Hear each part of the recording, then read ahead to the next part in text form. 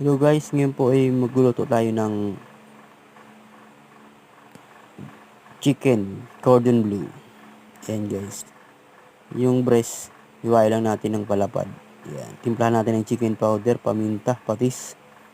And then yung palaman natin, cheese sa ham. Ayan. Lagyan natin ng carrots. Yung iba, hotdog nilalagay guys. Then pabilogin lang natin. Ayan, ganyan.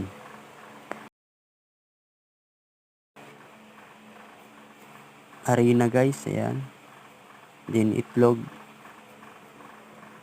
Sunod, breadcrumbs. Ayan, saka natin iprito sa medium heat na mantika.